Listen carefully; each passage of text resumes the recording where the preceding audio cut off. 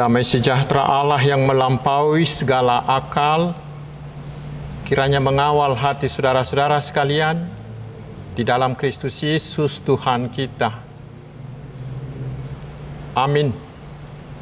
Selamat hari Minggu, saudaraku. Selamat hari Minggu. Mari kita menerima firman Tuhan yang menjadi berita Injil untuk kebaktian Minggu Septuagesima hari ini dari Injil Lukas pasal yang keempat, ayat 31 hingga ayat 37. Kemudian Yesus pergi ke Kapernaum, sebuah kota di Galilea, lalu mengajar di situ pada hari-hari Sabat. Mereka takjub mendengar pengajarannya, sebab perkataannya penuh kuasa. Di dalam rumah ibadat itu, ada seorang yang kerasukan setan dan ia berteriak dengan suara keras, "Hai engkau, Yesus orang Nazaret, apa urusanmu dengan kami? Engkau datang hendak membinasakan kami? Aku tahu siapa engkau, yang kudus dari Allah." Tetapi Yesus menghardiknya, katanya, "Diam, keluarlah daripadanya." Dan setan itu pun menghempaskan orang itu ke tengah-tengah orang banyak, lalu keluar daripadanya dan sama sekali tidak menyakitinya. Dan semua orang takjub.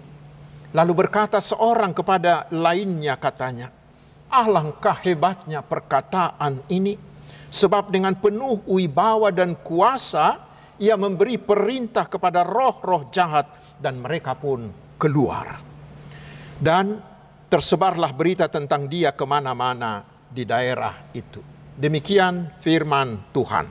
Saudaraku yang dikasihi Tuhan Yesus Kristus, langsung saja kita perhatikan dulu ke ayat yang ke-34.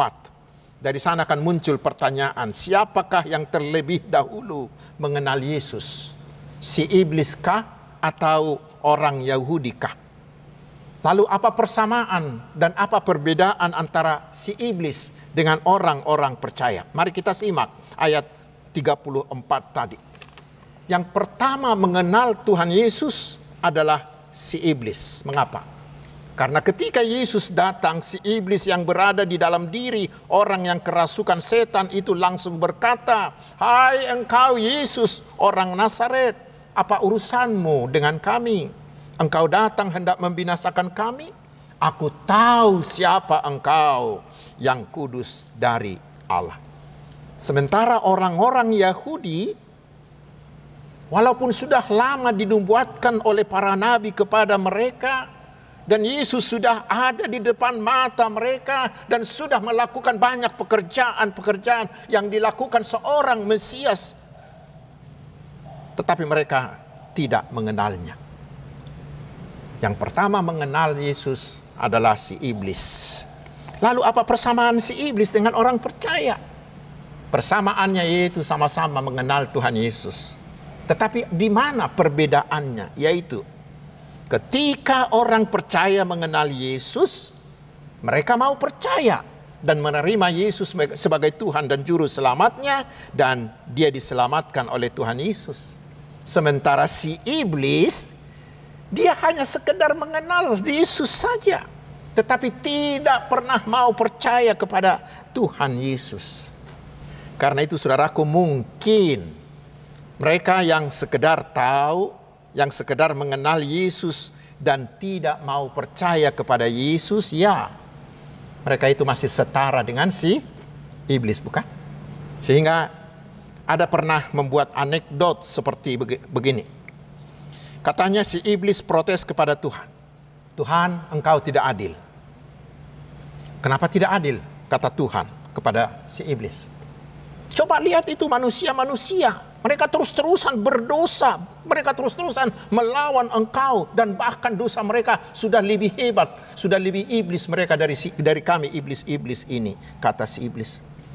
"Tetapi engkau mau mengampuni mereka. Bahkan mau mengangkat mereka menjadi anak kekasihmu. Padahal kami iblis ini cuma sekali kami berbuat dosa, langsung kau buang dan tidak kau ampuni." Mendengar itu Tuhan tertawa dan berkata kepada si iblis, "Iblis, Satu yang kurang daripadamu ketimbang manusia itu, yaitu sampai hari ini engkau tidak pernah mau mengakui dosamu, engkau tidak pernah meminta keampunan dosamu, dan engkau tidak pernah percaya kepada anakku Tuhan Yesus. Si iblis pun diam, karena memang benar adanya. Sekali lagi saudaraku, mengenal dan tahu banyak tentang Tuhan Yesus tidak akan pernah menyelamatkan kita. Mereka hanya setara dengan si iblis tadi. Tetapi yang menyelamatkan kita adalah percaya kepada Tuhan Yesus. Terima dia menjadi Tuhan dan Juru Selamatmu. Itu hal yang pertama dari nats ini. Yang kedua saudaraku, sesuai dengan tema minggu ini, nats ini menyatakan kepada kita bahwa firman Tuhan Yesus itu sangat-sangat berkuasa. Yang pertama, Yesus adalah guru yang mengajar dengan penuh kuasa. Yesus selalu memberi waktunya untuk mengajar di sinagoge pada hari-hari Sabat. Karena itulah tugas mengajar, yaitu didache, adalah juga salah satu tugas gereja di samping tritugas yang lain itu. Dan ketika Yesus mengajar di sinagoge itu dikatakan di ayat 22, mereka yaitu orang banyak itu takjub mendengar pengajarannya, sebab ia mengajar mereka sebagai orang yang berkuasa, sangat berbeda dengan ahli Taurat atau rabbi Yahudi. Mengapa pengajaran Yesus begitu berkuasa? Yaitu karena Yesus sendirilah firman Allah itu. Firman Allah yang telah menjadi daging. Seperti kita baca di Yohanes pasal 1 ayat pertama hingga ayat keempat, dikatakan bahwa melalui Yesus itulah segala sesuatu diciptakan oleh Allah. Ketika Allah berfirman, jadilah terang, jadilah laut, jadilah binatang dan lain-lain, semuanya langsung jadi. Dan firman yang mencipta itulah yang sekarang telah menjadi manusia, yaitu di dalam Yesus Kristus. Firman itulah sekarang yang mengajar mereka dan mengajar kita. Saudaraku, tentang kuasa firman ini juga bisa kita baca lebih lanjut di kitab Ibrani pasal 4 ayat 12. Saya baca di bahasa Indonesia sehari-hari, dikatakan begini. Perkataan, yaitu firman Allah, adalah perkataan yang hidup dan kuat, lebih tajam dari pedang bermata dua.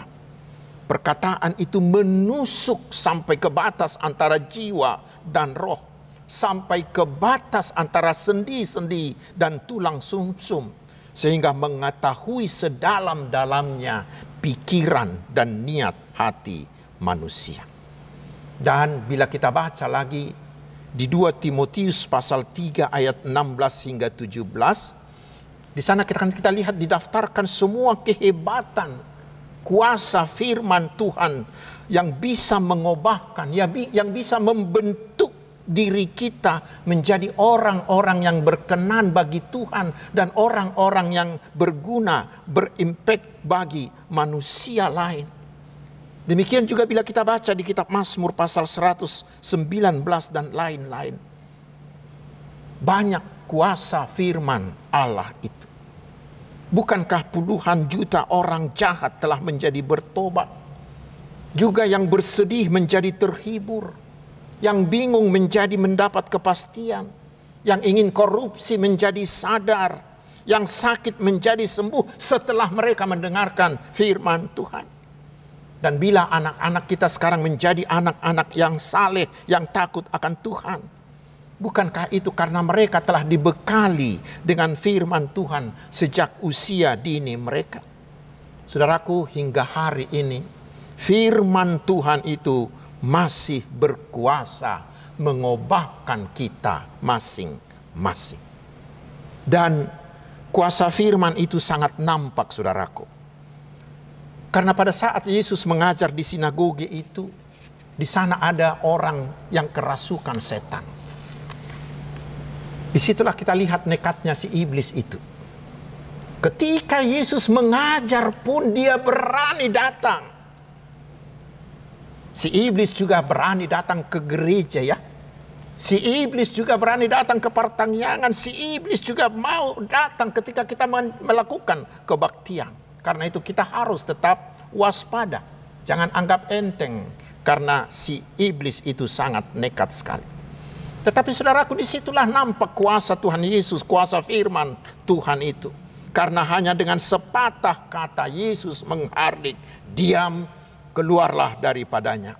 Maka si iblis itu langsung lari, terbirit-birit, meninggalkan korbannya.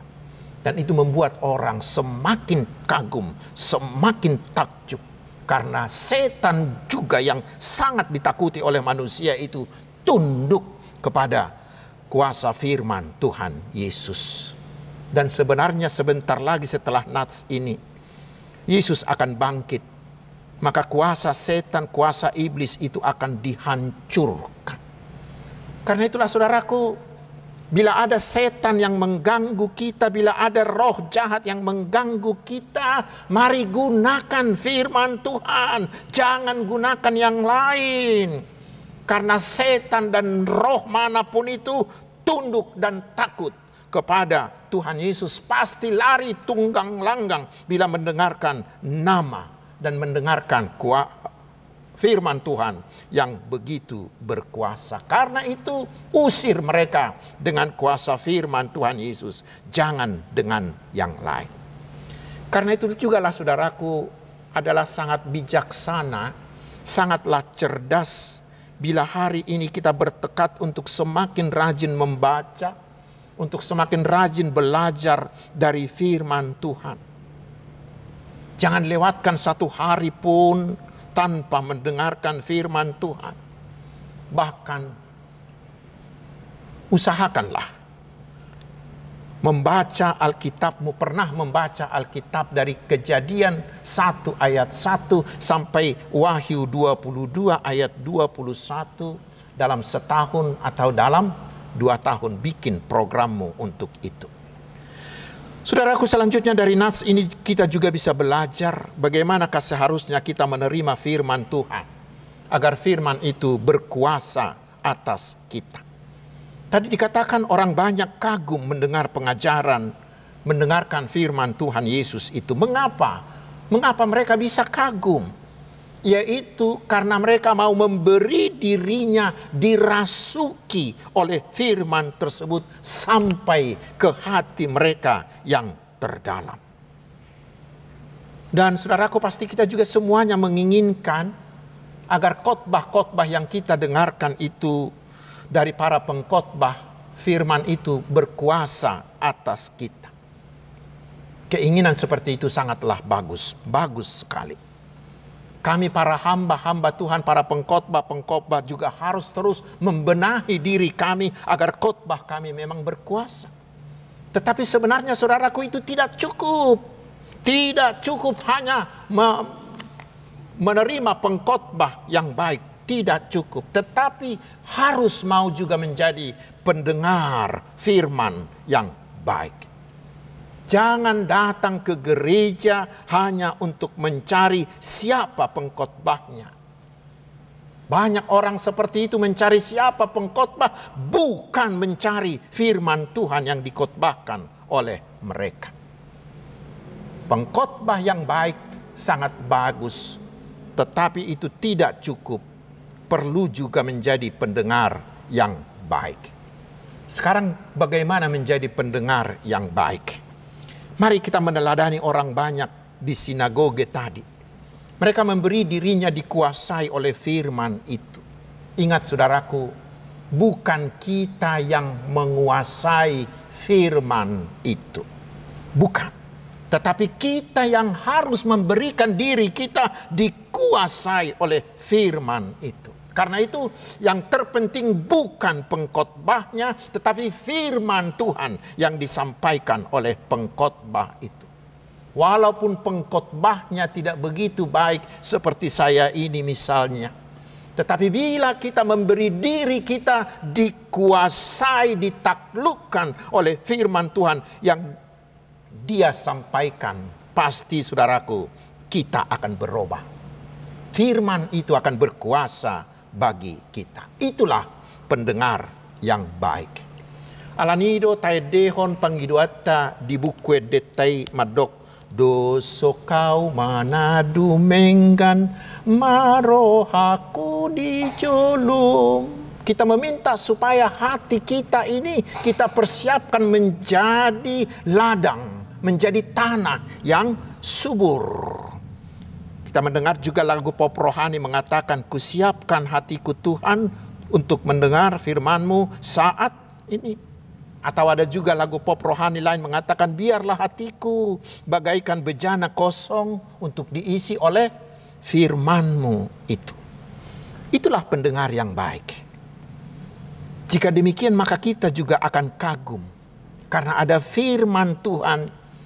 Firman Tuhan yang berkuasa bertemu dengan hati yang siap menerima. Itulah yang membuat ada pertobatan, ada perubahan, ada kedewasaan iman. Jangan seperti orang lain yang sejak dari rumah dia sudah mempersiapkan tameng, mempersiapkan penangkis seperti face shield ini misalnya, atau seperti masker supaya kita jangan kena COVID. Seperti itu orang mempersiapkan tameng, mempersiapkan penangkis di dalam dirinya. Untuk apa? Supaya nanti firman yang akan didengarnya di gereja jangan, tanda kutip, jangan mengganggu kenyamanan dirinya. Orang-orang inilah yang sering mengatakan kepada dirinya, firman itu bukan ke saya tetapi ke orang lain. Dak tuawi tuhalakado bereng maka ngai tebahi besiadu nangi, itu katanya. Atau dalam hatinya dia melawan khotbah itu dengan mengatakan, ayahopad dita enang ulah hokos nani dokmi. Atau orang yang lain sejak pengkhotbah naik ke mimbar, dia sudah mempersiapkan dirinya untuk tidur. Dan sepanjang khotbah itu dia tertidur nyenyak. Firman itu menjadi obat tidur yang bagus bagi dia. Saudaraku, bila demikian, bukanlah firman Tuhan yang tidak berkuasa atas dia, tetapi dia yang tidak mau memberi dirinya untuk dikuasai, untuk ditaklukkan oleh firman itu. Bukan firman Tuhan yang gagal mengubahkan dia, tetapi dia sendiri yang gagal menerima berkat dari firman Tuhan itu. Dia sendiri yang gagal menerima kuasa dari firman Tuhan itu. Selanjutnya saudaraku, selalu saja ada orang yang mengatakan atau yang meragukan bahwa tidak ada gunanya mendengarkan firman Tuhan. Sama seperti keadaan kita sekarang, banyak orang sekarang mengatakan bahwa COVID-19 itu tidak ada. Padahal sudah 2 juta orang meninggal di seluruh dunia karena COVID. Tapi mereka mengatakan, COVID itu, ula-ula ni halakadri katanya. Atau ada yang mengatakan vaksin COVID itu tidak ada gunanya. Para intelektual, masih ada intelektual yang disebut intelektual tapi masih mengatakan vaksin COVID itu tidak ada gunanya. Demikian juga ada orang yang mengatakan bahwa mendengarkan firman Tuhan itu hanyalah membuang waktu saja. Saya mau ceritakan sebuah kejadian yang saya pernah baca di sebuah tulisan. Katanya ada seseorang yang menuliskan di surat kabar di kotanya itu begini. Perlukah kita mendengar khotbah?